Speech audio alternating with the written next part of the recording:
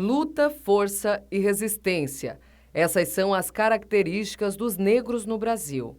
Não por opção, mas por necessidade. Neste dia 20 de novembro, dia da consciência negra, você vai entender também sobre a escravidão e o racismo em Araranguá. O Dia da Consciência Negra ele foi instituído a partir da necessidade, dos movimentos sociais de representatividade negra, na luta, por questões de melhoria na sua qualidade de vida, no combate ao racismo, na dignidade humana como um todo. E ele tem a data de 20 de novembro porque é a morte de Zumbi dos Palmares, que foi o grande líder, então é uma referência. Em 1695 ele foi assassinado com a destruição do Quilombo dos Palmares, lá em Alagoas.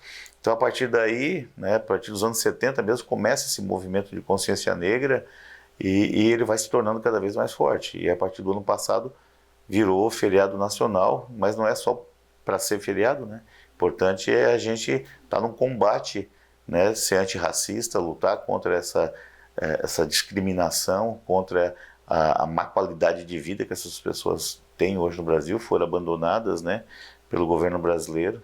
Às vezes, até os alunos perguntam, as pessoas perguntam sobre quando fala de cotas, mas não é justo ter cotas, ter isso, ter aquilo.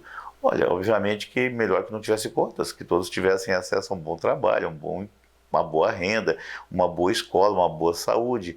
Mas a gente tem uma dívida histórica e a gente tem que pagar. Eu não contraí, eu não fiz essa dívida, tu não fizesse essa dívida. Mas o governo como instituição, nosso governo brasileiro, nosso país, ele tem uma dívida.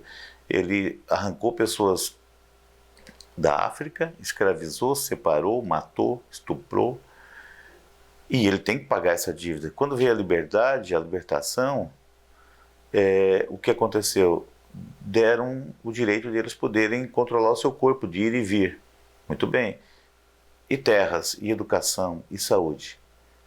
Hoje a gente é reflexo disso. Olha as favelas, olhem os presídios, olhem os salários menores, olhem os maiores números de desempregados no Brasil. As profissões que existem são todas, a maior parte delas, lideradas por brancos. Os políticos são brancos, os médicos são brancos, os advogados são brancos. E não é por falta de vontade. Então, a consciência negra, a criação dessa data, dessa lei de feriado nacional, é exatamente para a gente repensar isso. Então a gente teve uma dívida e a gente vai ter que pagar essa dívida. Em Araranguá, a escravidão existiu. Por mais que as pessoas não tenham grandes registros dessa época, o professor e escritor César eternizou a história do povo através do livro Sujeitos Esquecidos, Sujeitos Lembrados. É a primeira obra assim, que ela traz, que ela dá visibilidade a essas populações, as populações de afrodescendentes, de escravizados no século XIX. E aí, como que essa população vivia, como é que ela estava estruturada, onde que era a localização delas. Primeiro que Araranguá não era o tamanho que tem hoje, Araranguá são os 15 municípios da MESC e ainda ele tem Criciúma, Içara, Rincão, Nova Veneza, toda aquela parte, e até basicamente ali Jaguaruna era nosso. Então imagina, Jaguaruna, Morro da Fumaça, aquela região todinha, da serra até o mar, até o rio Mampituba. Então isso tudo dava dava uns 20 municípios provavelmente. Então essa parte sul toda, a ponta toda de Santa Catarina aqui era nossa. Então esses escravos, claro, no início eles estavam exatamente localizados no litoral com os portugueses, açorianos. Geralmente as famílias tinham 1, 2, 3 escravos, tinha algumas que eu encontrei que tinham mais, inclusive, 9, 10, 20. Mas assim a média era 2 escravos, 3 escravos, que era para ajudar na lida, na lavoura, na pesca, no trabalho cotidiano. E eles estavam bem no litoral. Então a gente vê muito assim, perto do rio Araranguá, perto da lagoa ali, Mãe Luzia, perto da Lagoa do Caverá, Lagoa do Sombrio. A gente encontra muito isso. Delman Ferreira é escritor e neto de uma das mulheres negras que fizeram história em Araranguá nas décadas de 1920 e 1930. Coronel Trujillo era o delegado de Araranguá. Então ela conseguiu ser nomeada em Araranguá.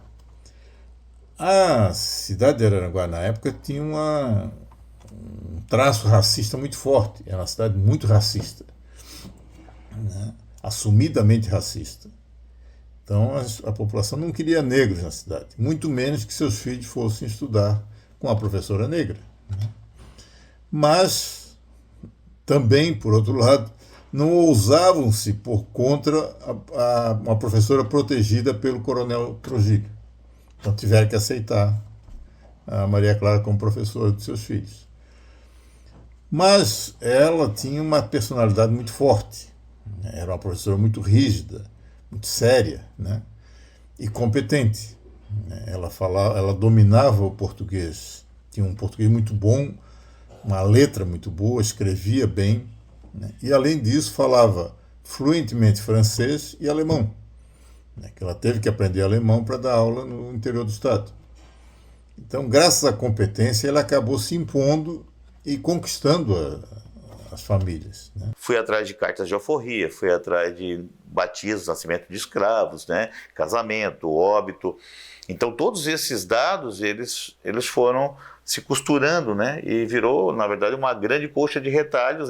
Fui ligando os pontos e aí consegui criar-se uma imagem mais clara sobre o que era o nosso Araraquara do século XIX. E aí, automaticamente, eu dei visibilidade, né? Quando eu lanço o livro, em 2007, eu dou visibilidade, porque tanto que o livro é Sujeitos Esquecidos, Sujeitos Lembrados, porque esses sujeitos que não aparecem na historiografia, porque quem escreve são padres, são brancos, são de origem europeia, ou são descendentes de europeus, aí não tem interesse em falar dos nossos indígenas, não tem interesse em falar das nossas mulheres, não tem interesse em falar dos nossos negros, né? Então eu vou trazer eles para a luz dessa realidade. E se a gente percebe que existe uma separação, que os brancos ocupam os melhores empregos, os melhores salários, as melhores faculdades, não é? Tem menos analfabeto branco, né? E que os negros estão nos presídios, que os negros estão nas favelas, que os negros têm os piores empregos, têm o maior número de desempregados. Morte entre jovens negros, eu acho que é do ano passado, ou ano retrasado, se matou no Brasil mais de 7 mil jovens negros, enquanto brancos foram apenas 2 mil. Certo? Então é para repensar isso que a consciência negra existe, né? E a gente combater essa coisa que é absurda, assim, né? Tu comparar uma pessoa pela cor da pele, achar que a cor da pele vai dizer quem é melhor, quem é honesto, quem é desonesto, quem é mais inteligente,